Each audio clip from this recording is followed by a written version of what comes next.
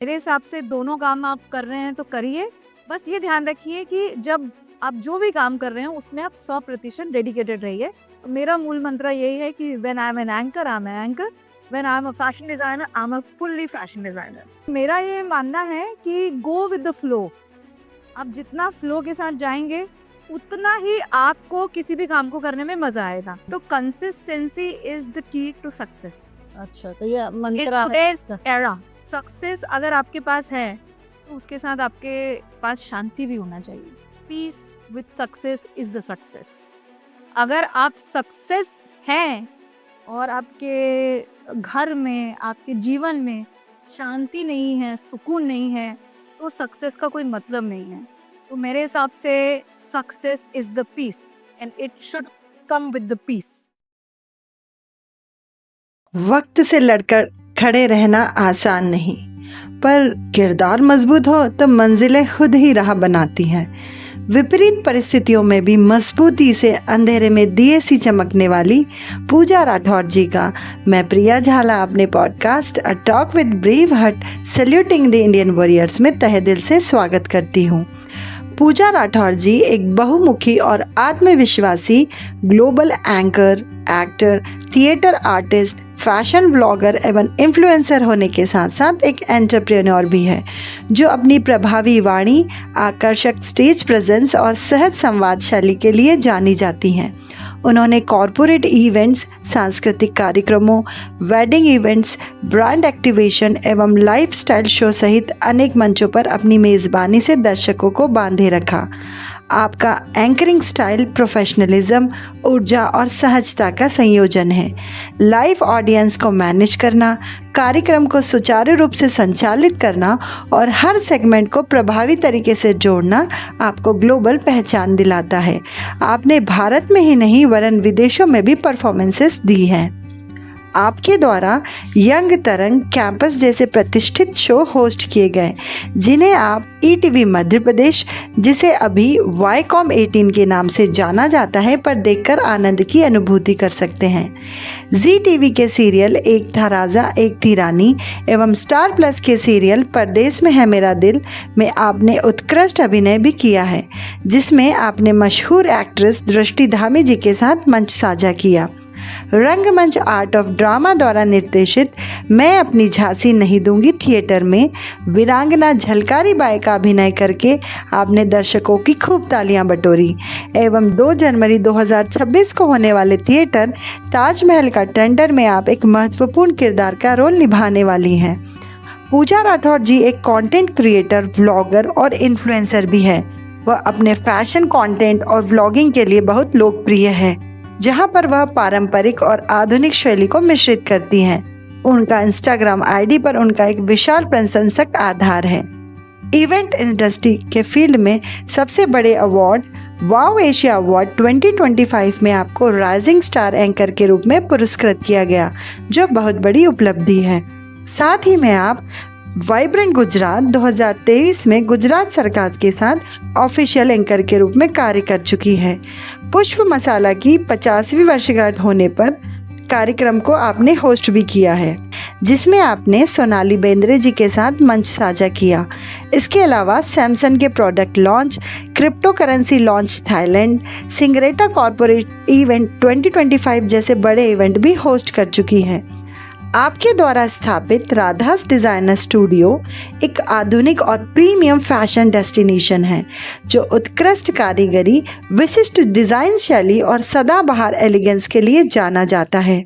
यहाँ पर आउटफिट को गहन विचार, रचनात्मकता और सूक्ष्मता के साथ तैयार किया जाता है, ताकि वह पहनने वाले के व्यक्तित्व, आत्मविश्वास और सांस्कृतिक आकर्षण को प्रतिबंधित कर सके। स्टूडियो में बेजोड़ ethnic wear, bridal couture, festive collection और उच्च स्तरीय कस्टमर स्टिचिंग की व्यवस्थाएं उपलब्ध है, जहां हर परिधान परंपरा और आधुनिकता का सौंदर्यपूर्ण संगम प्रस्तुत करता है। ग्राहक प्रथम दृष्टिकोण के साथ राधास डिजाइनर स्टूडियो पर हर गारमेंट में क्वालिटी, क्रिएटिविटी, परफेक्शन सुनिश्चित किया जाता है। बहुमुखी प्रतिभा की धनी, अपने रास्ते खुद बनाने वाली, समाज के लिए प्रेरणा स्रोत एवं महत्वाकांक्षी ब्रेव हार्ट पूजा राठौड़ जी को हम सैल्यूट करते हैं। जय हिंद वॉरियर्स, मैं प्रिया झाला अपने इस पॉडकास्ट के न्यू एपिसोड में आपका फिर से स्वागत करती हूँ।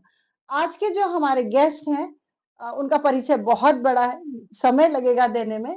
वो एक फ्रीलांसर एंकर हैं, एक एंटरप्रेन्योर हैं, एक यूट्यूबर है, एक इन्फ्लुएंसर है, बहुत सारे मल्टीपल काम कर रही हैं और आज हमारे साथ हैं। तो मैं स्वागत करती हूँ पूजा राठौड़ जी का अपने इस पॉडकास्ट में। Thank you Pooja ma'am, Salute Academy की तरफ से आपका यहाँ आने के लिए, आपका कीमती वक्त देने के लिए बहुत बहुत धन्यवाद। It's absolutely my pleasure to be over here. आप मैम काफी यंग दिख रहे हैं, तो मैंने आपके जो पॉडकास्ट था उसमें मिसेस नहीं लगाया। अच्छा। ऐसा कई लोगों को लगेगा नहीं कि मतलब इतनी यंग है और इतने सारे आप काम कर रहे हैं। तो हम बहुत खुश हैं कि आप थोड़ा सा समय निकालकर आज हमारे लिए यहाँ पे आए। आई होप कि आज का हमारा ये पॉडकास्ट आपके और मेरे दोनों के लिए बहुत फ्रूटफुल होगा। बिल्कुल बिल्कुल, कई लोग इन्फ्लुएंस हो सकते हैं। तो स्पेशली मैम आज का दिन बहुत अच्छा है। हमारी विमेन क्रिकेट टीम ने वर्ल्ड कप जीता है पहली बार। यस, तो एक सो कांग्रेचुलेशंस टू अस। बिल्कुल बिल्कुल मैम। और कहीं ना कहीं महिलाओं को लेकर जो बातें होती हैं कि मतलब अभी तो समय बहुत बदल रहा है, तो वही है कि जब हम आपका परिचय देंगे और परिचय देखेंगे और आपसे बातें सुनेंगे तो ये भी कहीं ना कहीं किसी को इन्फ्लुएंस करेगा। एब्सोल्युटली। है ना? तो शुरुआत ऐसे करते हैं कि जैसा कि आप जानते हैं, पहला हम आपका इंट्रोडक्शन की बात करेंगे कि कैसे आपने शुरुआत की, अब किस तरीके की फैमिली से बिलोंग करती हैं और यहाँ तक की जो जर्नी रही आपकी वर्क करते हुए। लगभग आपको 20 से 25 साल हो गए हैं, मतलब लोगों को देख के ये लगेगा नहीं। यस। तो बिल्कुल हम सुनना चाहेंगे, तो आप शुरुआत कीजिएगा।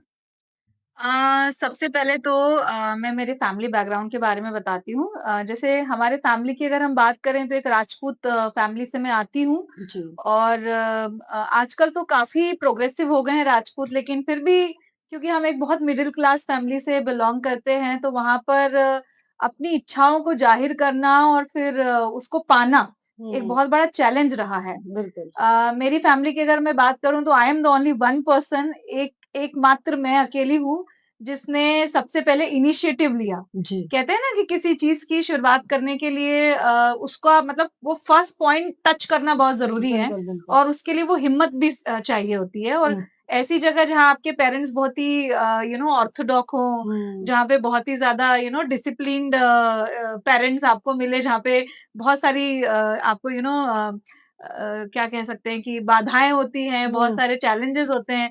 ऐसी फैमिली में कुछ कर गुजरना अपने आप में एक चैलेंज होता है। तो मेरे लिए ये ऐसा ही था, क्योंकि मेरी फैमिली सपोर्टिव तो बहुत है, लेकिन किस तरह के काम में सपोर्टिव है ये जानना बहुत जरूरी है। जैसे उनके लिए एजुकेशन में अगर कोई बच्चा जाता है तो उसके लिए फुल सपोर्ट है, लेकिन जैसे ग्लैमर फील्ड है स्पेशली लड़कियों के लिए, तो वहाँ उन लोगों का माइंड थोड़ा ओपन नहीं था, क्योंकि उन्होंने ये सब चीजें देखी नहीं थी।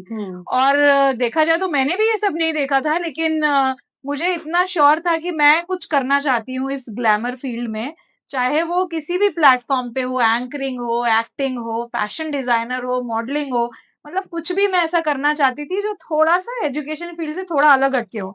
अच्छा हाँ, इसको मैं थोड़ा क्लियर करना चाहूँगी, एजुकेशन से मतलब मुझे परहेज़ नहीं है, या मुझे उससे कोई डर नहीं है, या मैं उससे दूर नहीं रहना चाहती हूँ।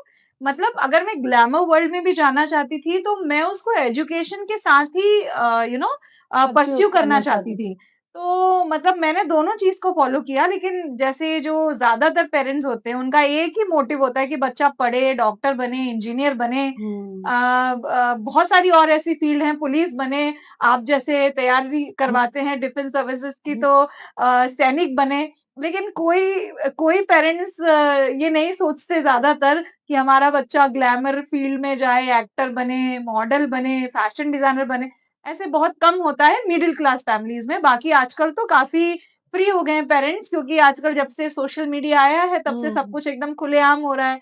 आजकल आपको एक्टर नहीं भी बनना है तो आप अपने-अपने वीडियोज़ बनाएँ, अपने पेज पे डालें, लोग आपके फैन बन जाते हैं, आपको फ़ॉलो करते हैं। तो अभी सब चीज़ें बदल चुकी हैं।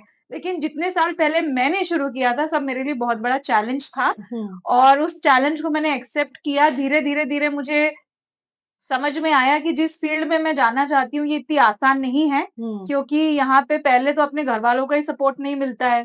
फिर दूसरा आप लड़की हो तो बाहर जाओगे तो फिर आपको जो आपके कलीग्स हैं या फिर जो आपके साथ ऑलरेडी फील्ड में काम कर रहे हैं, उनसे ही बच के रहना पड़ता है क्योंकि लड़की के लिए हर जगह चैलेंजेस होते हैं। हम्म, तो वो मेरे लिए चैलेंज आया था, तो फैमिली ने थोड़े टाइम बाद सपोर्ट करना शुरू कर दिया था क्योंकि उनको समझ आ गया कि क्या मैं कर रही हूँ और कैसे ये अटेम्प्ट किया जाता है, इसमें क्या प्रोग्रेस है, फ्यूचर स्कोप क्या है। तो उन्होंने काफ़ी सारे चीज़ों को समझा और फिर मुझे सपोर्ट करना धीरे-धीरे शुरू किया। उसके बाद जब मैंने अपना करियर शुरू कर दिया, तो फिर मुझे धीरे-धीरे रियलाइज़ हुआ कि हमारी जो फ़ील्ड है ये बहुत ही कह सकते हैं टेम्परेरी है, अनिश्चित है, काल भी और काम भी दोनों चीज़। हम्म, तो फिर मैंने सोचा कि ऐसा क्या किया जाए? तो फिर धीरे-धीरे मैंने अपने आप को डेवलप करना शुरू किया, अपने स्किल्स डेवलप किए। सिर्फ़ एंकरिंग ही नहीं, मैंने सोचा कि क्यों ना मैं एक ऐसा बिज़नेस करूँ जो मेरी एंकरिंग को भी सपोर्ट करे और मेरे उन डेज़ को सपोर्ट करे जब मेरी एंकरिंग नहीं होती है। हम्म, तो फिर मैंने डिसाइड किया कि मैं फैशन फील्ड में जाऊँ और फैशन डिज़ाइनिंग लर्न करूँ। तो मैंने डिप्लोमा भी किया है, आप शायद मेरे इंट्रोडक्शन में बोलना भूल बिल्कुल गए। बिल्कुल हाँ, बट मैंने जिस समय मुंबई में एंकरिंग करना शुरू किया था, उसके बाद मैंने सोचा तो थोड़ा बहुत टाइम मैंने निकाला जहाँ पे मैंने एंकरिंग के कोर्स के साथ-साथ और उसके काम के साथ-साथ फैशन डिज़ाइनिंग का भी एक डिप्लोमा कोर्स किया और वहाँ पर फिर मैंने फैशन डिज़ाइनिंग को सीखना, समझना चालू किया और फिर 2017 में मैंने अपना ब्रांड इंदौर में शुरू किया। जी, इंदौर में इसीलिए शुरू किया because it's my home town and I really wanted to understand people कि फैशन क्या होता है, तो उन्हें फैशन समझाने के लिए हम्म, और क्वालिटी बताने के लिए, वो मैंने सोच के अपना फैशन ब्रांड शुरू किया इंदौर में। तो ये मेरी जर्नी थी, ऐसे मैंने शुरू किया और मुझे काफ़ी प्राउड फ़ील होता है कि 2 काम मैं एक साथ पैरेलली कर रही हूँ एंड बहुत बखूबी दोनों को मैं मैनेज कर पा रही हूँ। बिल्कुल सो मैम। तो नेक्स्ट क्वेश्चन मेरा यही होगा कि ये जो आप जैसे एंकरिंग फील्ड थी, मतलब आपका तो काफी अच्छा करियर है, अभी भी है, रहा है।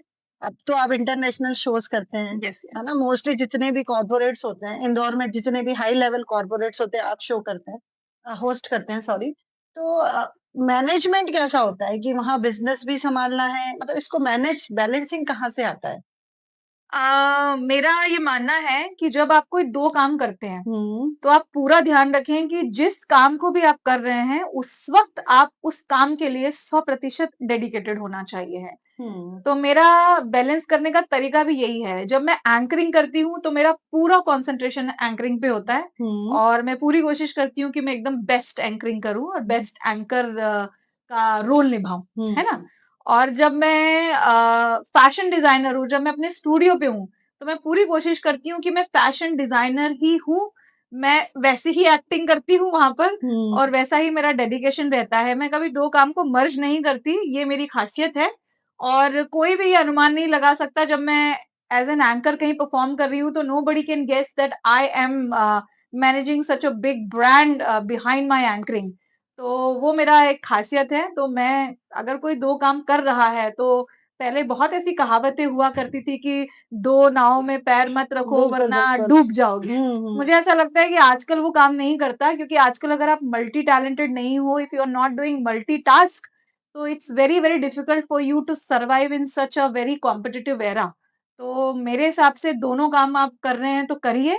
बस ये ध्यान रखिए कि जब आप जो भी काम कर रहे हैं उसमें आप 100% डेडिकेटेड रहिए। तो मेरा मूल मंत्र यही है कि when I am an anchor, I am an anchor, when I am a fashion designer, I am a fully fashion designer.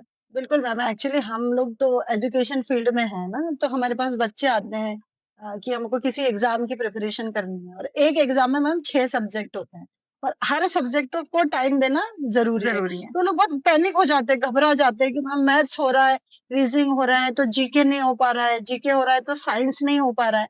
तो इनको आप क्या बताना चाहेंगे कि किस तरीके से ये मैनेजमेंट, क्योंकि मैम आपका भी मास्टर्स जो है वो मास कम्युनिकेशन एंड जर्नलिज्म में रहा है, एजुकेशन के टाइम पे आपने एजुकेशन भी लिया है, तो ऐसे स्टूडेंट्स को या ऐसे लोग जो इस तरीके की प्रॉब्लम फेस करते हैं, वो कैसे इसको ओवरकम कर सकते हैं? जैसा कि मैंने अभी कहा सिंपली एक ही लाइन, हम्म, जब भी आप कोई काम कर रहे हैं सिर्फ आप वही करें।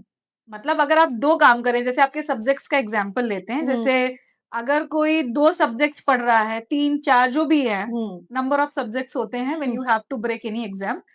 तो मेरा ये मानना है कि अगर आप कोई भी सब्जेक्ट पढ़ रहे हैं, तो उस वक़्त उस सब्जेक्ट के हो जाइए।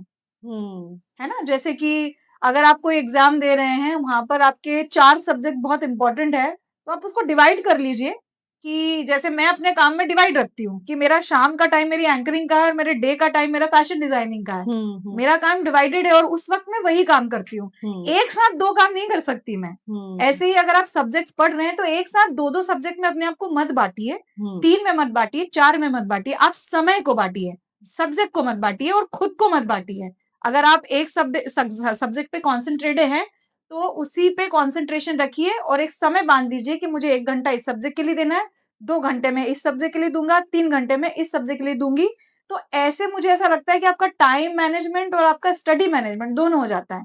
तो ये मेरे ही काम से मैंने आपको समझा दिया कि ऐसे आप मैनेज कर सकते हैं। हम लोग भी सिखाते हैं बच्चों को मैनेजमेंट वगैरह। एक जो मैम अभी देखा गया है पिछले कुछ दिनों में, शायद आपने भी सुना होगा कि स्ट्रेस मैनेजमेंट को लेके मैं कुछ बातें करना चाहूंगी आपसे कि बच्चे, नॉट ओनली स्टूडेंट्स, मतलब मैंने हर एज कैटेगरी के लोगों को देखा है स्ट्रेस से डील करते हुए, है ना? तो स्टूडेंट्स के लिए स्ट्रेस होता है कि उसको अपना सब्जेक्ट लेकर चलना है। ठीक है, एक जो किसी पर्टिकुलर कॉम्पिटिटिव एग्जाम के लिए अगर कोई प्रिपेयर कर रहा है, तो उसके लिए वो स्ट्रेस है। एक हाउस वाइफ के लिए स्ट्रेस ये होता है कि वो बच्चे भी देखे, अपना घर भी देखे और शायद अपने बारे में भी कुछ सोचे। आप वर्क कर रहे हैं, है ना? तो आपके पास भी मल्टीपल वर्क है। ठीक है, तो आप इसको कैसे देखती है, मतलब स्ट्रेस को कैसे डिफाइन करेंगी और इसको मैनेज कैसे किया जा सकता है? जब शुरू-शुरू में मैंने काम करना शुरू किया था, तब स्ट्रेस क्योंकि मेरा फील्ड ही ऐसा है कि जहाँ पे स्ट्रेस नाम की कोई चीज़ नहीं होती है। वो इसीलिए क्योंकि अगर मैं स्ट्रेस्ड हूँ, तो मैं अपनी ऑडियंस को स्ट्रेस फ्री कैसे रखूँगी? बट स्टिल जो मेरा दूसरा काम मैंने शुरू किया, उसमें मुझे स्ट्रेस के बारे में समझ में आया क्योंकि वहाँ पे हमारे पास डेडलाइन्स होती हैं। क्लाइंट्स को खुश करने के साथ-साथ समय पे डिलिवरीज़ करना होती है। और इसके अलावा फिर पर्सनल लाइफ भी होती है एक इंसान की, क्योंकि अगर आप 2-2 काम कर रहे हो, तो कहीं न कहीं आपकी पर्सनल लाइफ तो डिस्टर्ब होती है। तभी जन्म लेता है स्ट्रेस मैनेजमेंट। क्योंकि अगर आप मैनेज नहीं कर पा रहे हो, तो आप अपने काम में 100% नहीं दे सकते हैं। तो सबसे पहले आप लर्न कर लो कि आपको अपने स्ट्रेस को मैनेज कैसे करना है। और मैं कोई बहुत बड़ी विद्वान नहीं हूँ और मैं ये बिल्कुल नहीं कहना चाहूँगी कि मुझे तो स्ट्रेस नहीं होता है और मैं तो सब बिल्कुल एकदम ऐसे फ्लुएंटली या एकदम स्मूथली मैनेज कर लेती हूँ, तो ऐसा नहीं होता है, स्ट्रेस होता है। बट आपको उसको मैनेज करना आना चाहिए है। और मैं ये भी नहीं कहूँगी कि मुझे तो मैनेज करना आ गया है। Still I am in the learning process. मैं कोशिश करती हूँ कि मैं मैनेज कर पाऊँ। कभी-कभी हो जाता है, कभी-कभी नहीं होता है। तो कभी-कभी लोग स्ट्रेस इस बात का भी ले लेते हैं कि स्ट्रेस कैसे मैनेज करें। तो मेरा ये मानना है कि गो विद द फ्लो। आप जितना फ्लो के साथ जाएँगे, उतना ही आपको किसी भी काम को करने में मज़ा आएगा। जैसे एग्ज़ाम्पल के लिए मैं आपको 2-4 चीज़ें बता देती हूँ। जैसे क्या होता है कि कभी-कभी हमारे क्लाइंट्स जो होते हैं, वो एकदम लास्ट मोमेंट पे आते हैं और हमें बोलते हैं कि हमें इतना बड़ा लहंगा बनवाना है और आप हमें इसको 20 दिन में बना के दीजिए। जबकि हमारा कोई भी लहंगा है, उसका process at least 1 and half month का होता है। बट हम उनको मना तो नहीं कर सकते, हमें करना भी और साथ में हमारे दूसरे क्लाइंट का भी जो काम है वो भी मैनेज करना है। तो हम दोनों क्लाइंट को कैसे मैनेज करें, दोनों ऑर्डर्स को कैसे मैनेज करें और साथ ही साथ मुझे अपने स्ट्रेस को भी मैनेजमेंट करना है। मेरा स्ट्रेस ये है कि अगर मैंने 2-2 चीज़ें साथ में ऑर्डर ले लिया है, तो मुझे इसे पूरा भी करना है, खुश भी करना है और डिलीवरी भी टाइम पे देना है। तो मैं ऐसे मैनेज करती हूँ कि मैं अपने काम को बाँट लेती हूँ और मेरे पास ऑप्शन होता है कि मैं अपनी मैन पावर बढ़ा लूँ। तो मैं मैन पावर बढ़ाती हूँ और दोनों काम को समय पे डिलीवरी देने के लिए पूरी तरह से तैयार करती हूँ। तो इस तरह से मैं काम को तो मैनेज कर लेती हूँ, लेकिन उस समय स्ट्रेस होता है, क्योंकि हमने अक्सर देखा है हमारे काम में जब हमें कोई चीज़ टाइम पे डिलीवरी करनी हो, तो 2-3 चीज़ें होती हैं, या तो किसी वर्कर क्या कोई मर जाता है, या तो कोई बीमार हो जाता है, सभी की कुछ ना कुछ या कुछ हो प्रॉब्लम्स हैं। जाता है, तो ये सब चीज़ें हमें ही मैनेज करना है क्योंकि क्लाइंट को इन सब चीज़ों से कोई मतलब नहीं होता है। तो ये हम चीज़ें ऐसे मैनेज करते हैं कि हम वहाँ पर मैन पावर एक्स्ट्रा रखते हैं, तो ये चीज़ तो वहाँ से मैनेज हो जाती है। अब रही बात स्ट्रेस की, तो स्ट्रेस जो है, मुझे ऐसा लगता है कि मैनेज किया जा सकता है कुछ एक्सटेंट तक, पर कुछ एक्सेस पे आपको स्ट्रेस लेना ही पड़ता है। तो अगर आप ले रहे हैं तो बस आप इतना ध्यान रखें कि उस स्ट्रेस के चलते-चलते आप अपने काम को ना रोकें। काम चलते रहना चाहिए। जैसे मैंने बोला ना कि आपको फ्लो में बहते रहना है। Just go with the flow. Stress है तो स्ट्रेस भी लो, काम है तो काम भी करो और रिजल्ट निकाल के दो। मतलब रिजल्ट पे कोई इफेक्ट नहीं आना चाहिए आपकी दोनों ही चीज की वजह से। सो मेरा सिर्फ एक ही मूल मंत्र है, गो with the flow, that's it. Okay ma'am, काफी अच्छा आंसर रहेगा। बच्चे सुनेंगे तो शायद इंस्पायर हो सकते हैं। यस। और जो भी स्ट्रेस से डील कर रहे हैं कि जो भी करना तो पड़ेगा, आप रोक नहीं सकते हैं हाँ, काम इसमें को। मैं एक चीज और ऐड करना चाहूंगी। मैं ये क्यों कह रही हूँ कि go with the flow, because what is meant to be is meant to be, बिल्कुल। है ना? क्योंकि जो होने के लिए बना है वो वो होगा होगा ही। ही, आप उसको रोक तो आपके सकते स्ट्रेस लेने से भी वो नहीं रुकेगा और ना लेने से भी नहीं रुकेगा। तो मेरा ये मानना है कि जो चल रहा है आप बस उसके साथ चलते रहिए, चलते रहें। बहाव में बहते रहिए, पहुंच सब कुछ जाएंगे। हो जाएगा। बिल्कुल। क्योंकि वो एक कहावत है, आपने कहानी भी सुनी होगी कि अगर मछली डेड है तो वो डेड है, लेकिन अगर आप पानी के साथ बह रहे हो तो मतलब वो जिंदा है एक तरीके से।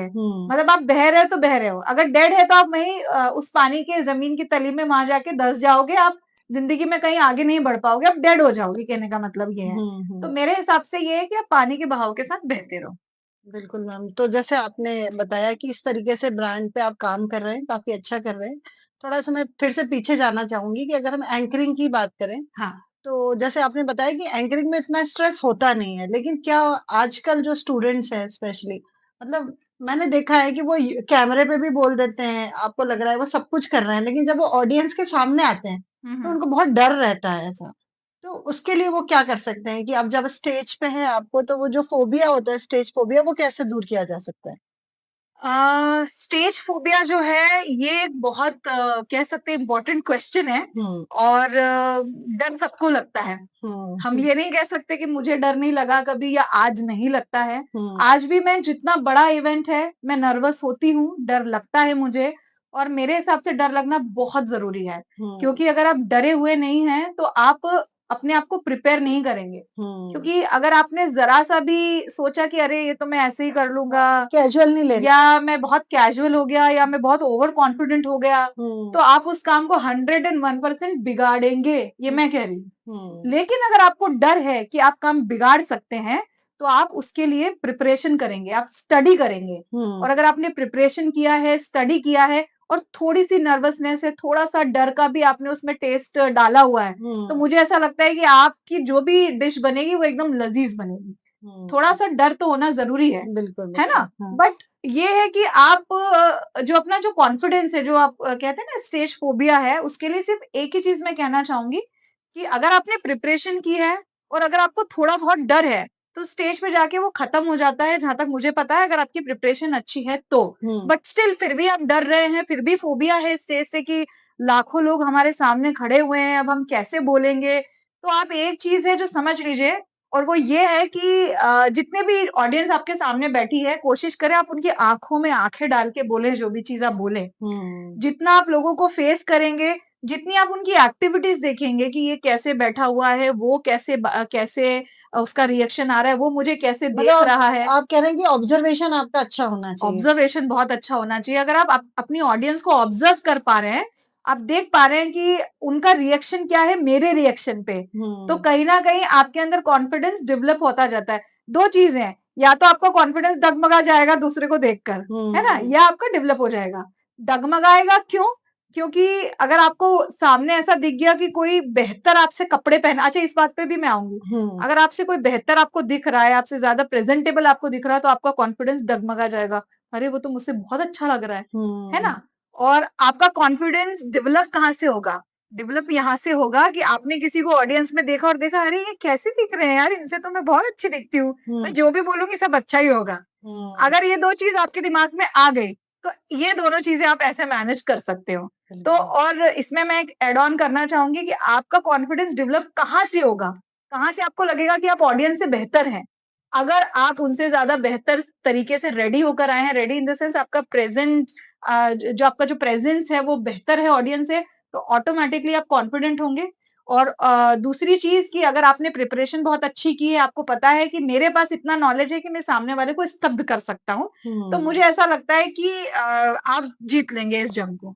तो ये दो चीज बहुत इंपॉर्टेंट है, इसको आप ध्यान रखिए। और मैं ये चीज हमेशा ध्यान रखती हूँ कि मेरी दो चीज बहुत अच्छी हो, मेरी प्रिपरेशन अच्छी हो और मेरी प्रेजेंटेशन बहुत अच्छी हो। मतलब जैसे हमारे पास भी हम लोग एनडीए वगैरह का प्रिपरेशन करवाते हैं, तो उसमें एक मेन रहता है एसएसबी इंटरव्यू। तो SSB it's a 5 day interview होता है, और उसमें फर्स्ट डे ही 90% बच्चे आउट हो जाते हैं, क्योंकि फर्स्ट डे उनको देख करके उनका वही जो आपने बोला कि जो अगर बच्चा प्रिपेयर नहीं है, फिर भी चलो उसने रिटर्न एग्जाम निकाल दिया और उसके बेस पे वो चला गया इंटरव्यू देने। यस, इंटरव्यू की उसकी कोई प्रिपरेशन नहीं थी, उसका ड्रेसिंग सेंस। तो कई बार बच्चे बोलते हैं कि सर कपड़ों से क्या होगा, मतलब हमसे क्वेश्चन करते हैं क्यों हम नॉर्मल कपड़े पे आ जाते हैं, हम फॉर्मल में ही क्यों आए, क्योंकि वो भी एक वहां पे भी उन्होंने एक डिग्निटी मेंटेन किया हुआ है कि वो फॉर्मल्स में आपको बुलाते हैं। तो एक होता है कि एक प्रेजेंटेबल रहना, वो भी कॉन्फिडेंस अचीव करने का एक तरीका है। बिल्कुल 100%।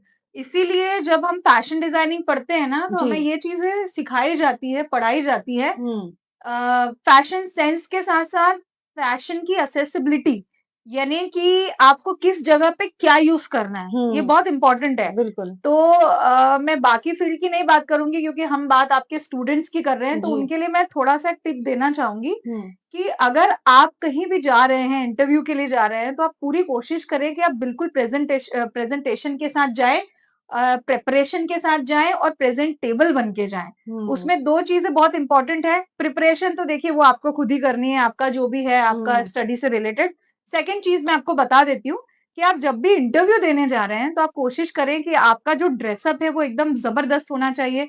इंटरव्यू में दो कलर्स बहुत ज्यादा इंपॉर्टेंट है, एक तो व्हाइट और एक ब्लैक, बिल्कुल है ना। मैं कलर्स भी बता रही हूँ as a fashion designer. Hmm. Black colour जो है अगर आपको पहनना है, तो कोशिश करें कि ब्लैक आपका ब्लेजर होना चाहिए और व्हाइट आपकी शर्ट होनी चाहिए। पैंट भी आपकी ब्लैक होनी चाहिए, शूज का कलर भी आपका ब्लैक होना चाहिए। टाई अगर आप पहन रहे हैं तो वो भी आपकी ब्लैक कलर की होना चाहिए। ये ऐसे अगर आप जाते हैं इंटरव्यू देने के लिए, तो मुझे ऐसा लगता है कि आपका एक बहुत ही अच्छा इंप्रेशन बनता है सामने वाले पर, क्योंकि आप बहुत अच्छे दिखाई दे रहे होते हैं। आपके बाल, स्पेशली आपके जो बाल है, वो बहुत इम्पोर्टेंटली आज के टाइम पे बहुत सारी चीजें आप यूज कीजिए। बालों को बिखरा ना रखें, बालों को सेट करके जाएं। आपकी स्किन शाइन करनी चाहिए। तो जब आपको अगले दिन इंटरव्यू के लिए जाना है, तो रात को आप कोशिश करें कि आप इसे मॉइस्चराइज करें, ताकि सुबह आपकी स्किन अच्छी चमके, है ना। और उसके बाद आप हल्का फुल्का चाहे तो कोई मॉइस्चराइजर के साथ कोई फाउंडेशन मिक्स करके लगाए, क्योंकि स्किन अच्छी दिखेगी तो अच्छे दिखेंगे। और दूसरी बहुत इंपॉर्टेंट चीज है स्मेल गुड। आप एक अच्छा परफ्यूम लगा के जाएं, क्योंकि आप जैसे ही एंटर करते हैं आपके इंटरव्यू रूम में, तो लोगों का माइंड फ्रेश हो जाना चाहिए कि आपने क्या परफ्यूम लगाया है। मतलब it should not be very loud, soothing होना चाहिए। और ऐसा आप उसका परफ्यूम का स्मेल चूज करें, फ्रेग्रेंस चूज करें जो एकदम लोगों को काम करे, है ना। तो ऐसी चीज अब आप खुद ही इमेजिन कीजिए, एक बंदा जिसने बहुत अच्छे कपड़े पहने हैं, ब्लैक कलर पहना है, व्हाइट कलर का शर्ट पहना हुआ है, इंटरव्यू रूम में उसने एंटर किया है, वो बहुत ही अच्छी स्मेल कर रहा है, उसके बाल एकदम जेल वेल से सेट है, उसका स्किन एकदम चमक रहा है, आधा खेल तो उसने यूं ही जीत लिया। और बाकी अगर उसका नॉलेज बहुत अच्छा है, प्रिपरेशन बहुत अच्छी है, आई एम डैम श्योर उसका सिलेक्शन होगा ही, 100% होगा। बिल्कुल, बिल्कुल मैम। तो शायद ये टिप बच्चों को कहीं न कहीं हेल्प करेंगी, जैसा कि आपने बताया। और कुछ क्वेश्चन है मेरे पास कि जैसे आप इतने सारे काम कर रहे हैं, तो इनिशियली मतलब जब आपने स्टार्ट किया था, तो इंस्पिरेशन कहाँ से आया आपको कि मुझे ये करना है? या फिर आप फ्लो में ही थे, जैसा आपने बताया कि गो विद द फ्लो। तो फ्लो में हुआ या कहीं से इंस्पिरेशन आया था आपके पास? अम, मैं अगर ऐसे बोलूँगी तो ज़्यादातर लोग यही समझेंगे कि जो लोग अपने काम में बहुत सक्सीड हो जाते हैं, वो हमेशा यही बोलते हैं कि मैंने कभी नहीं सोचा था मैं ये करूँगी या करूँगा। बट ये रियलिटी है, मेरे साथ भी ऐसे ही हुआ था। आई नेवर थॉट कि मैं एंकर बनूँगी, कभी नहीं पता था मुझे। ये एंकरिंग क्या होता है ये भी नहीं पता था, फैशन डिजाइनिंग क्या होता है ये भी नहीं पता था। आपको बिलीव नहीं होगा, मैं तो एयर होस्टेस बनना चाहती थी। अच्छा, आप एयर होस्टेस बनना चाहते थे? मुझे बहुत फैसिनेट करता था ये जॉब। वो इसीलिए because I you know have seen so many people, क्योंकि उस टाइम पे एयर होस्टेस का बहुत ही क्रेज हुआ करता था। ऐसे काफ़ी-काफ़ी नए-नए इंस्टीट्यूशंस थे जो ओपन हुए थे, जो इतने ज़बरदस्त ब्रांडिंग करते थे कि लोगों को ऐसा लगता था कि नहीं उनको तो एयर होस्टेस ही बनना चाहिए। तो मेरे साथ भी कुछ ऐसा ही हुआ था और मैं एयर होस्टेस बनना चाहती थी। तो मतलब मेरा तो बहुत ही अलग ही कॉन्सेप्ट था। बट फिर बाद में मुझे एक चीज समझ में आई कि मुझे एक्चुअली कुछ ऐसा करना है जिसमें मेरा नाम हो, जिसमें पैसा बहुत अच्छा हो और ग्लैमर भी हो। तो ये तीनों चीज मुझे एयर होस्टेस में दिखती थी। लेकिन जब मैंने 3-4 इंटरव्यूज किए, लोगों से जाना कि ये जॉब कैसा है, क्या है, तो जॉब तो बहुत अच्छा था, बट फिर भी मुझे एक अंदर से सैटिस्फैक्शन नहीं मिला। और उस समय कह सकते हैं कि मेरे ग्रह संयोग ऐसे योग बन नहीं रहे थे कि मैं वो कोर्स को करूं और मैं एयर होस्टेस बनूं। तो फिर मेरे ही कॉलोनी में एक मेरा फ्रेंड हुआ करता था जो इवेंट मैनेजमेंट का काम करता था। उसने मुझे अप्रोच किया एंकरिंग के लिए। नाम तो बताना चाहेंगे मैम, शायद वो सुन लेते ही यस, होंगे। उसका नाम विक्की था। हाँ। और हम लोग ऐसे ही छोटे हुआ करते थे तो साथ में खेला करते थे। और समहाउ उसने इवेंट मैनेजमेंट ज्वाइन किया जिसके बारे में हमें कोई जानकारी नहीं थी कि ये क्या फील्ड है। उसने मुझे बताया कि यहाँ पर एक एंकर की रिक्वायरमेंट है और मैं सिर्फ 12th क्लास में थी, एग्जाम पास किया था और स्कूल में हमने काफी शोज होस्ट करे, काफी सारी चीजें करी। तो उन्होंने मुझे सोचा और समझा कि शायद ये अप्रोप्रिएट हो हमारे वर्क के लिए। तो उसने मुझे पूछा और मैं गई और आप बिलीव नहीं करेंगे मैं रिजेक्ट हो गई। आपको मैंने बताया ना आपकी अपीयरेंस बहुत मायने रखती है। बिल्कुल तो बिल्कुल। मुझे बहुत रिजेक्शंस मिले। मुझे एंकरिंग के लिए रिजेक्ट कर दिया जाता था। 37 केजी मेरा वेट हुआ करता था और एकदम पतली दुबली सी बिना ग्लो के एक लड़की जा रही है, जिसको कुछ पता नहीं है, मेकअप नहीं आता है, कुछ नहीं पता है। तो डेफिनेटली मैंने बहुत सारे रिजेक्शंस का सामना किया। बट उसके बाद जब मैंने चीजों को समझना चालू किया तो मुझे समझ आने लगी कि ये काम कैसे होता है। और इंस्पिरेशन मुझे मिली ही नहीं क्योंकि मुझे इस काम के बारे में पता ही नहीं था कि ये कैसा होता है, तो मैं किससे इंस्पिरेशन लेती। लेकिन जब मैं इस फील्ड में एंटर हो गई तो मैंने उन लोगों को देखना चालू किया जिसने ऑलरेडी इस फील्ड में अपने आप का नाम बहुत अच्छा बना रखा है, जो ऑलरेडी इस लेवल पे काम कर रहे हैं। तो मैंने बड़े बड़े एंकर्स को देखना चालू किया। मैंने दिल्ली मुंबई के एंकर्स को फॉलो करना स्टार्ट किया कि वो लोग कैसे काम करते हैं, कैसे प्रेजेंटेशन देते हैं और अपने आप को कैसे प्रेजेंट करते हैं, उनका ड्रेस, उनका makeup, everything I started learning from them. और उसमें कोई एक नाम नहीं है, बहुत लोग हैं, तो मैं किसी एक को नहीं बोल सकती कि मुझे वहां से इंस्पिरेशन मिला। लेकिन हाँ, ये कह सकती हूँ कि मुझे जो इंस्पिरेशन मिला है वो कहीं ना कहीं हमारी बॉलीवुड से मिला है, क्योंकि मैं बॉलीवुड से बहुत ही ज्यादा फैसिनेटेड थी। और उसमें चाहे एक्टिंग हो, चाहे एंकरिंग हो, चाहे मॉडलिंग हो, चाहे फैशन डिजाइनिंग हो, बॉलीवुड में आपको सारे तरह के रंग देखने को मिलते हैं। बिल्कुल तो मैं बिल्कुल। फुल्ली इंस्पायर्ड रही हूँ बॉलीवुड से। So I must say that Bollywood is my inspiration. तो मैम बॉलीवुड में कौन है आपके फेवरेट एक्टर और एक्ट्रेस, बताना चाहेंगे? ऑफ कोर्स बताना चाहूंगी, Shahrukh Khan is my crush actually. अच्छा। शाहरुख अभी खान कल ही मैम 2 दिन पहले वो 60 के हुए 60 के हुए हैं एंड आई मस्ट से कि उनके जैसा व्यक्तित्व मैंने नहीं देखा। और उनकी एक्टिंग से लेके उनकी बोलने की स्किल्स आपने देखा होगा, उन्होंने बड़े बड़े very IIFA very good, very good. बड़े बड़े आईफा अवार्ड्स उन्होंने बिल्कुल होस्ट बिल्कुल। किए हैं। तो आप एज एन एंकर पे आप उनको देखें तो इज अ वेरी प्रॉम्प्टिव। मतलब जब वो बोलते हैं तो उनके बोलने का अंदाज, उनके हंसाने का अंदाज, मतलब जब वो, मैंने बोला ना, जब वो एंकर है तो एंकर है, जब वो एक्टर है तो एक्टर है। एक्टर हैं बिल्कुल। तो मैं उनको अपना इंस्पिरेशन मानती हूँ, उनसे काफी कुछ चीजें सीखने को मिलती हैं।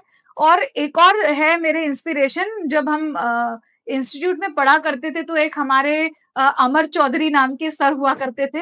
मैम उनका भी एक चैनल चलता है, अमर यस चौधरी सर का। अभी तो मैम वो मोटिव एक्शनल स्पीकर बन चुके हैं। Yes, motivational. आई जी। थिंक उन्होंने एक ये बहुत ही अच्छा वर्ड इन्वेंट किया है और जी। वो उसको बिल्कुल जस्टिफाई कर रहे हैं आजकल। मैंने देखा है उनके काफी सारे पॉडकास्ट, उनके प्रेजेंटेशंस, उनके बड़े बड़े शोज जहाँ पे वो लोगों को मोटिवेट करने जाते हैं। तो वो मेरा इंस्पिरेशन रहे हैं। वो इसीलिए क्योंकि जब हम बहुत छोटे हुआ करते थे ना, तब हमने ये सब चीजें देखी नहीं थी। हमने सिर्फ उन्हीं को बोलते हुए देखा और मुझे उनको देख के बहुत अच्छा लगता था, क्योंकि वो अपने प्रेजेंटेशन में बच्चों को मोहित करना जानते थे। मैम वो अभी भी कर रहे हैं। यस, बच्चों को इस तरह से मोहित करते थे वो कि उनका जो सम्मोहन था, मतलब मुझे ऐसा लगता था कि कहीं ना कहीं हम खो जाते थे। वो हर चीज को एग्जाम्पल के साथ बताते थे, वो हर चीज को एक कहानी के साथ बताते थे। और मुझे ऐसा लगता है कि जब आप कोई चीज कहानी के साथ, उदाहरण के साथ, एग्जाम्पल के साथ, दोहों के साथ बताते हैं तो उसका जबरदस्त इम्पैक्ट पड़ता है, चाहे लोग हों आपके सामने, चाहे आपके स्टूडेंट हो, चाहे XYZ कोई भी हो। बिल्कुल तो मैंने उनसे काफी कुछ सीखा, वो मेरे लिए बहुत अच्छी इंस्पिरेशन है, मुझे सच में उनसे बहुत सीखने को मिलता था। बिल्कुल बिल्कुल। तो मैंने बहुत कुछ सीखा है उनसे।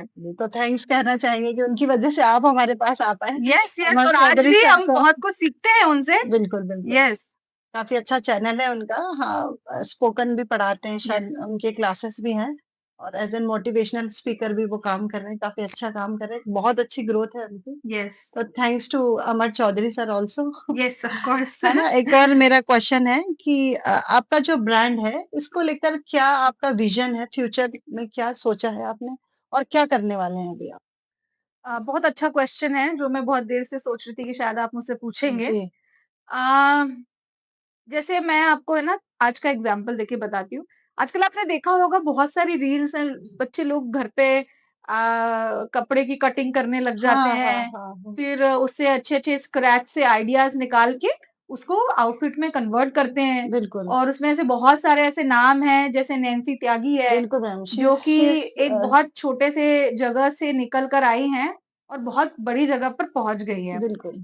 तो तरीका तो बहुत अच्छा है, अप्रोच भी बहुत अच्छी है हम्म और रिजल्ट भी बहुत अच्छा है। बट मुझे ऐसा लगता है कि ब्रांड को बनाने के लिए हम्म कहीं न कहीं आपका थोड़ा-सा यूनिकनेस देना बहुत ज़रूरी है। हम्म वो देखो, हर एक ब्रांड का कोई ना कोई यूएसपी होता है। हम्म तो यूनिकनेस तो सभी दे रहे हैं, क्रिएटिविटी सभी के पास है, पर आपके पास एक एक्स्ट्रा चीज़ क्या होनी चाहिए? हम्म और वही मेरा विज़न है, मेरा तो है। हम्म और मुझे दूसरे ब्रांड्स का नहीं पता, बिकॉज़ हम्म मैं क्वालिटी में बिलीव करती हूँ, बहुत ज़्यादा बिलीव करती हूँ। मेरा यही विज़न है कि मैं अपने ब्रांड को इतना ज़्यादा क्वालिटी से भरपूर बनाऊँ कि कितना भी मेरा कॉम्पिटिशन आ जाए, कितने भी मेरे कॉम्पिटिटर्स आ जाएँ, बट मैं जो क्वालिटी जो देती हूँ, वो क्वालिटी कोई ना दे पाए। और हम्म क्वालिटी का मतलब सिर्फ़ यही नहीं होता है कि आपके फैब्रिक की क्वालिटी है, आपके वर्क की क्वालिटी है, आपके व्यवहार की भी क्वालिटी बहुत ज़रूरी है। हम्म एक्चुअली क्या है ना कि आजकल लोग एजुकेटेड तो हैं, पर समझदार नहीं हैं। हम्म मतलब अगर मैं इसको फैशन इंडस्ट्री से कनेक्ट करूँ, तो फैशन का एजुकेशन तो उनके पास है, हम्म पर वो इतने समझदार नहीं है कि उसको इम्प्लीमेंट कैसे करें। Implementation is very, very important. कोई भी काम हो उसको इम्प्लीमेंट आप कैसे करते हैं ये बहुत ज़रूरी है, और हर व्यक्ति का इम्प्लीमेंट करने का तरीका अलग होता है। मैं हम्म अपने तरीके की बात करती हूँ, मैं इम्प्लीमेंट करती हूँ अपना तरीका कि मतलब मेरा जो तरीका है, मैं इस तरह से अपने काम को इम्प्लीमेंट करती हूँ कि मेरा जो क्लाइंट है, वो मेरी क्वालिटी को ऐसे याद रखे कि मेरी क्वालिटी तो अच्छी है ही है, साथ में मेरा नेचर भी अच्छा है, मेरा व्यवहार भी अच्छा है, और मैं कहीं भी इरिटेट नहीं हूँ उसके किसी भी सवाल से या उसकी किसी भी डिमांड से। क्योंकि हमारी इस फील्ड में बहुत अलग-अलग तरीके की डिमांड लोग लेकर आते हैं। हमारे पास हज़ारों चीज़ें कलेक्शन में होती है, बट फिर भी वो हज़ार हज़ार चीज़ों को छोड़कर अ, एक अलग ही डिमांड आपके सामने रखेंगे। तो हम्म मुझे उसके लिए भी तैयार रहना है। काफ़ी इरिटेशंस भी होती हैं, बट वो हमारे चेहरे पे नहीं होती, वो हमारे काम में नहीं होती और वो हमारे डिलीवरेंस में नहीं होती है। तो ये चीज़ मैं मानती हूँ कि आप अपना जो विज़न है वो क्लियर रखें। मेरा तो एकदम साफ एंड क्लियर विज़न है। मेरा कमाना विज़न नहीं है। मेरा ब्रांड को बहुत ऊपर ले जाने का विज़न नहीं है। मेरा तो एक ही विज़न है कि मेरे क्लाइंट को मैं खुश करूँ और ज़बरदस्त सर्विसेज़ दूँ, अपने बेहतरीन व्यवहार के साथ दूँ। क्योंकि मैं ये नहीं चाहती कि मेरे यहाँ से कोई भी परचेज़ करके लेके जाए चीज़ों को और बाद में मुझे गालियाँ दे। हम्म मुझे ये नहीं चाहिए। तो मैं हमेशा फ़ोकस्ड रहती हूँ कि मैं लोगों को खुश करने के साथ-साथ उनकी मेमोरी में भी एक जगह बनाऊँ, उनके दिल में भी एक जगह बनाऊँ। जैसे मैम आपने ये बात कही, उसी से मुझे अभी याद आ गया कि अभी सोशल मीडिया का जो जमाना है, हम भी सोशल मीडिया पे हैं, हाँ। हम भी पॉडकास्ट करते हैं, है ना? तो कई चीजों में एक जो सिंपल सी चीज होती है, मैं बोलना चाहूंगी ऑथेंटिसिटी की बात करें, हुँ, अगर हुँ, हम हुँ। ब्रांड को लेकर करें या किसी पॉडकास्ट को लेकर करें या किसी इंफॉर्मेशन को लेकर करें, अभी अगर आप कुछ भी फेक नैरेटिव फैलाते हो तो बहुत ज्यादा वायरल हो जाती है, लोग बहुत फेमस हो जाते हैं। हुँ, हुँ, मतलब मैं चाह रही हूँ कि आप ऑडियंस को क्या कहना चाहेंगे इसको लेकर के, क्योंकि सोशल मीडिया पे हुँ, हमारी ऑडियंस ही हमारा मतलब होता है ना कि कई लोग पूरी तरीके से सोशल मीडिया पे काम कर रहे हैं हुँ, और उनकी हुँ, ऑडियंस ही उनका सब कुछ है। हुँ, तो हुँ, ऑथेंटिसिटी कैसे ऑडियंस पहचाने, या हमारा जो ब्रांड है वो कैसे ऑथेंटिक हो और लोग उसको कैसे पहचाने, इस बारे में आप क्या कहना चाहेंगे? मेरा ये मानना है कि अगर ऑथेंटिक आपको रहना है तो very very important word is consistency. आप कंसिस्टेंट रहिए किसी भी चीज को लेकर। आप जो भी अपनी लाइफ में जो भी काम कर रहे हैं, आप जितनी कंसिस्टेंसी रखेंगे ना, मुझे ऐसा लगता है कि ऑटोमेटिकली ऑथेंटिसिटी बिल्ड होती जाती है ना? अगर आप कंसिस्टेंट नहीं है तो कहीं ना कहीं शक पैदा हो जाता है लोगों के मन में कि क्या पता ये ऑथेंटिक है कि नहीं है। ये जो बोल रहे हैं ये वो करते हैं या नहीं करते हैं। जैसे मैं दोनों के एग्जांपल दूंगी, मैं दो काम करती हूँ। जैसे मैं एक एंकर हूँ, तो अगर मैंने अपनी एक बहुत अच्छी प्रोफाइल बना रखी है, कंसिस्टेंसी अगर मैं उसमें नहीं दूंगी तो मैं कितना भी अच्छा काम कर रही हूँ ना, वो ऑथेंटिक नहीं लगेगा। लोगों को लगता है कभी करती है कभी नहीं करती है, क्या पता अच्छा करती है कि नहीं करती है। तो कहीं बहुत सारे क्वेश्चन मार्क खड़े हो जाते हैं। तो consistency is the only word which is, you can say, the word for your success. It is the key to success, you can say. मुझे ऐसा लगता है अगर आप कंसिस्टेंट हैं किसी भी फील्ड में तो आपको सक्सेस जरूर मिलेगी। आपके पॉडकास्ट की ही बात कर लीजिए आप। अगर आप कंसिस्टेंटली इसको बनाए जा रहे हैं बनाए जा रहे हैं बनाए जा रहे हैं तो कहीं ना कहीं एक दिन आएगा कि आपका ये चैनल और ये सब इतना ज्यादा वायरल और इतना फेमस हो जाएगा कि हर बड़ा इंसान आपके पॉडकास्ट का हिस्सा बनना चाहेगा। और अभी भी आप लोग बहुत अच्छा कर रहे हैं। अच्छे अच्छे बड़े बड़े सेलिब्रिटीज हो, चाहे इन्फ्लुएंसर्स हो, या फिर कह सकते हैं सोशल गाइडर्स हो, सबको आपने अपने प्लेटफॉर्म पे लाया है और उनको बहुत अच्छे से इंटरव्यू किया है। तो आपने ये इसलिए किया है बिकॉज यू आर कंसिस्टेंट। आप कंसिस्टेंटली ये चीजों को कर रहे हैं तो मुझे ऐसा लगता है कि आप इसे और बेहतर तरीके से कर पा रहे हैं। अगर आप गैप देंगे ना किसी चीज में तो वो काम जैसा होना चाहिए वैसा होता नहीं है। तो consistency is the key to success अच्छा, तो ये इन मंत्र है टुडेज आपका। एरा। क्योंकि आपने चाहे आप यूट्यूब ले लें, इंस्टाग्राम ले लें, कोई भी सोशल मीडिया प्लेटफॉर्म है, आप रोज लोगों को दिखाई दे रहे हैं तो आप मतलब मार्केट में हाँ, है, जेन्यून है, तभी जेन्युइन आप है। दिख पा रहे हैं, बिल्कुल। यस, लेकिन एक और भ्रांति है इस चीज को, वो मैं क्लियर कर देती हूँ कि बहुत सारे ऐसे पेजेस हैं या बहुत सारे ऐसे लोग हैं जो कंसिस्टेंटली बहुत सारी चीजें कर रहे हैं। इसका मतलब ये नहीं है कि वो ऑथेंटिक हो गए।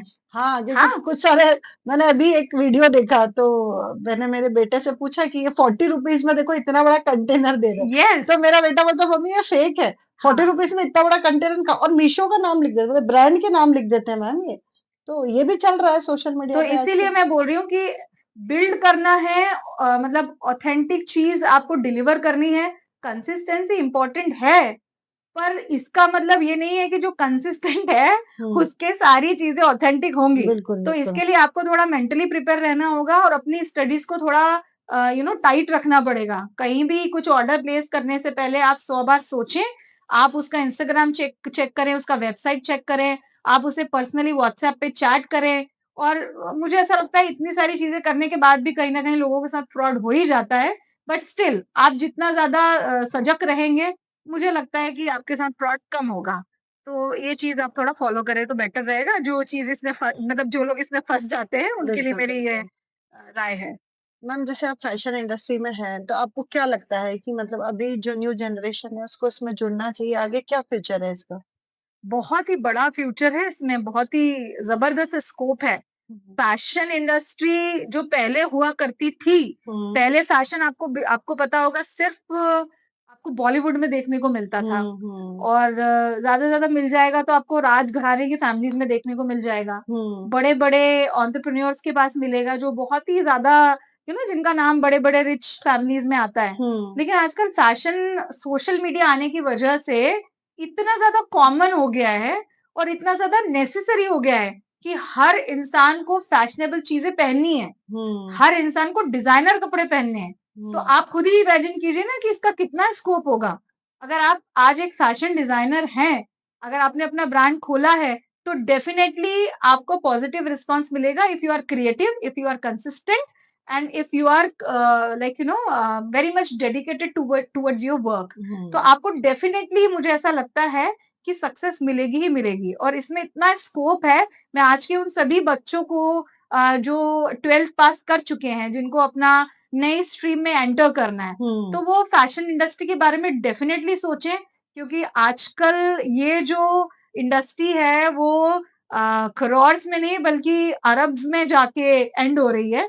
इतना ज़्यादा इन्वेस्टमेंट है इस फील्ड में और इतना ज़्यादा स्कोप है, आप जितना बड़ा ब्रांड बिल्ड करेंगे, आप जितना अच्छा आपका कह सकते हैं सोशल मीडिया रखेंगे, आप जितनी अच्छी आपकी एडवर्टाइज़मेंट रखेंगे, जितने अच्छे आपके एंडोर्समेंट्स रखेंगे, आई एम डैम श्योर आपका ब्रांड वर्क करेगा। और ये सब मैं खुद अपने एक्सपीरियंस के साथ बता रही हूँ, क्योंकि मैंने ये चीज़ें अपने-अपने बिज़नेस में एक्सपीरियंस की है। तो ये सारी चीज़ें बहुत इम्पोर्टेंट है और अगर आप एज़ करियर इसको चूज़ करते हैं, तो डेफ़िनेटली बहुत स्कोप है आगे। और एक बहुत इम्पोर्टेंट चीज़ मैं आपको बताना चाहूँगी जैसे लोग कहते थे ना कि रोटी, कपड़ा और मकान, ये 3 बहुत इम्पोर्टेंट चीज़ों में आता है। तो इन तीनों में से अगर आपने कोई भी एक बिज़नेस किया है, तो आई एम डैम श्योर वो आपका चलेगा क्योंकि ये 3 बहुत महत्वपूर्ण चीज़ें हैं। अब बस कपड़े को मैं थोड़ा एक्सप्लेन कर देती हूँ कि रोटी, कपड़ा और मकान में रोटी जो है वो भी लग्ज़री की तरफ चली गई है। फूड कपड़ा इंडस्ट्री। भी बहुत लग्ज़री की तरफ चला गया है और मकान भी बहुत लग्ज़री की तरफ चला गया है। तो ये नीड तो है ही है, बट अब लोगों की नीड थोड़ी-सी ग्रीडी हो गई है। थोड़ा लोग लालची हो गए कि अब इसको हम और बेहतर तरीके से कैसे अपने जीवन का हिस्सा बना सकते हैं। तो आजकल कैफ़ेज़ का बहुत कल्चर हो गया है ना? तो लोग कैफ़ेज़ बिल्ड कर रहे हैं, उसका बिज़नेस बना रहे हैं। क कपड़ा मैंने आपको बता ही दिया कि अगर आप एक सिंपल सा साड़ी का भी दुकान खोलेंगे ना, डेली वियर का भी दुकान खोलेंगे, कुछ भी दुकान खोलेंगे, वो डेफ़िनेटली चलेगा ही चलेगा। बस आपको मार्केट की डिमांड समझ आनी चाहिए कि उसको क्या चाहिए है। ठीक है? और मकान का भी सेम ही है कि पहले हम तो ग्राउंड फ्लोर पे भी रह लेते थे, लेकिन आजकल लोगों को बढ़िया-सा बंगलो चाहिए है। 2 फ्लोर का तो होना ही चाहिए, बढ़िया-सा गार्डन होना चाहिए। तो इन सब चीज़ों को बस थोड़ा-सा एनहांस कर दिया गया है और इन 3 चीज़ों में जो बिज़नेस करता है, आप खुद ही देख लीजिए, बिल्कुल। वो सक्सेस बनाता ही बनाता है, पैसा बनाता ही बनाता है। I am damn sure. बिल्कुल मैम। एक और क्वेश्चन है मेरा, जैसे आपने इतने सारे काम किए हैं, तो कुछ स्टोरीज़ आप हमारे साथ शेयर करना चाहेंगी जो मोटिवेशनल भी हो, आपके लिए भी मोटिवेशन थी और आने वाली जनरेशन के लिए भी हो, या किसी को भी मोटिवेट कर सके?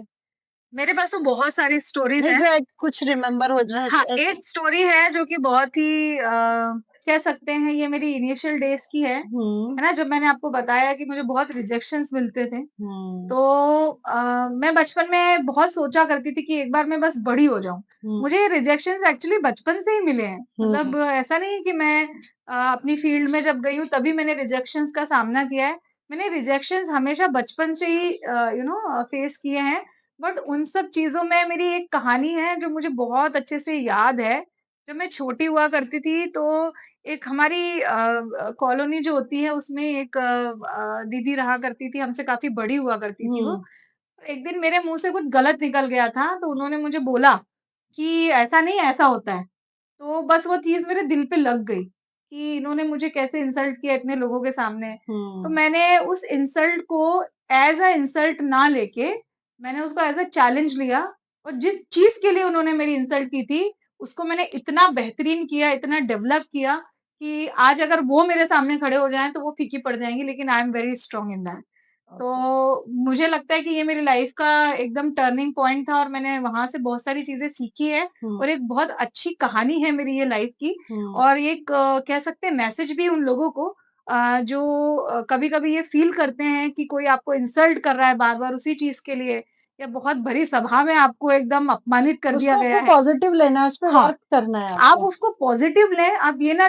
सोचें कि अरे! मुझे तो ऐसा बोल दिया या आप उस चीज़ को पॉज़िटिव लें और इसके लिए हमारे नरेंद्र मोदी जी सबसे बड़ा एग्ज़ाम्पल है। कोविड के टाइम पे जब हमारे सामने बहुत बड़े-बड़े चैलेंजेस थे, हुँ, तो उन्होंने उस कह सकते हैं सिचुएशन को, आपदा को कहीं न कहीं उन्होंने ऐसी चीज़ों में बदला जहाँ पे उस चीज़ का वो सामना कर सके और उस चीज़ में कुछ नई चीज़ क्रिएट कर सके और आत्मनिर्भर बन सके। तो हुँ। ऐसी चीज़ मैंने भी अपनी लाइफ़ में सीखी है कि जब आपको चैलेंजेस मिलते हैं, तो आप उसको एक्सेप्ट करें। आपको अगर अपमान मिल रहा है, तो आप उसको एक्सेप्ट करें और उसको सम्मान में कैसे बदलना है, ये आपको आना चाहिए। बिल्कुल मैम।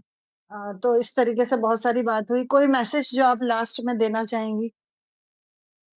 डेफ़िनेटली मैं ये मैसेज देना चाहूँगी उन सभी लोगों को क्योंकि स्पेशली उन लोगों को जो सोशल मीडिया को काफ़ी ज़्यादा यूज़ करते हैं। हम्म, आजकल लोग कंटेंट तो बहुत अच्छा बना रहे हैं, कंटेंट बहुत अच्छा है, आप किसी भी कंटेंट क्रिएटर को देखिए। लेकिन बस मेरा एक यही मानना है कि जो भी संदेश आप लोगों तक पहुँचाना चाह रहे हैं, वो पॉज़िटिवली पहुँचे और जो भी आप स्टडी करते हैं, वो ऑथेंटिक होनी चाहिए, हम्म, है ना? ये नहीं होना चाहिए कि आप कुछ भी बोल रहे हैं क्योंकि आजकल आपको पता है सोशल मीडिया पे लोग बोलते क्या हैं और अगर आप उसकी रियलिटी को चेक करने जाएँगे तो वो कुछ और होती है। हम्म, तो मेरा ये मानना है स्पेशली मैं उन लोगों को मैसेज देना चाहूँगी जो सोशल मीडिया पर है क्योंकि जब भी मैं आपने देखा होगा कि मैं जब भी अपने सोशल मीडिया पे कुछ कहती हूँ या बोलती हूँ, तो ऑथेंटिसिटी के साथ बोलती हूँ। जिस चीज़ का मुझे नॉलेज नहीं है, मैं उस पे अपना ज्ञान नहीं झाड़ती। और जो लोग आजकल आपको पता है आजकल एस्ट्रोलॉजी एक हम्म, ट्रेंड बन चुका है। लोग उसको मतलब ज्योतिष विज्ञान एक बहुत बड़ा विज्ञान है अपने आप में, लेकिन आजकल ज्योतिष को लोग धंधा बना चुके हैं और काफ़ी सारे चैनल्स खुल चुके हैं जिन्हें ये पता ही नहीं है कि ज्योतिष क्या होता है। वो लोगों को ज्ञान बाँट रहे हैं कि आप ये पूजा करा लीजिए, आप ये कर लीजिए, आपके तो ये ग्रह खराब हैं, आप ये कर लीजिए। तो मुझे ऐसा लगता है कि बस मेरी हाथ जोड़ के विनती है उन लोगों से कि प्लीज़ आप पहले उस चीज़ों को स्टडी करें, उसके बाद ही आप किसी को कुछ परोसें। क्योंकि अगर आप कुछ गलत चीज़ लोगों तक पहुँचा रहे हैं, तो आपको पता नहीं है कि आने वाली जनरेशन पे क्या असर पड़ रहा है, चाहे वो कोई भी फ़ील्ड हो। आप प्लीज़ अपनी चीज़ों पे पहले स्टडी करें, एकदम पुख्ता आपके पास सारे इंतज़ामात होने चाहिए जो भी आप देना चाह रहे हैं अपनी ऑडियंस को और उसके बाद आप उसे कहें, लोगों तक पहुँचाएँ, तो मेरे हिसाब से ये बेहतर होगा। गलत चीज़ें आप लोगों तक ना पहुँचाएँ। This is my humble request to everyone. जी मैम, एक लास्ट क्वेश्चन रहेगा आपसे कि आप सक्सेस को किस तरह देखते हैं या क्या मायने हैं आपकी लाइफ में सक्सेस के? अ, मेरी मेरी लाइफ में सक्सेस एक ही शब्द में कहूँगी मैं, सक्सेस अगर आपके पास है, तो उसके साथ आपके पास शांति भी होना चाहिए। Peace with success is the success. Okay. अगर आप सक्सेस हैं और आपके घर में, आपके जीवन में शांति नहीं है, सुकून नहीं है, तो सक्सेस का कोई मतलब नहीं है। तो मेरे हिसाब से success is the peace and it should come with the peace. Okay. This is the only word I want to say. Question है मैम मेरा हाँ। आपसे कि कई बार ऐसी सिचुएशंस आ जाती है लाइफ में जो बहुत ऑकवर्ड फील होता है ड्यूरिंग वर्क। ऐसा कोई स्टोरी आपको याद हो जब आपको बहुत ऑकवर्ड फील हुआ हो या ऐसा कुछ आप बताना चाहेंगे?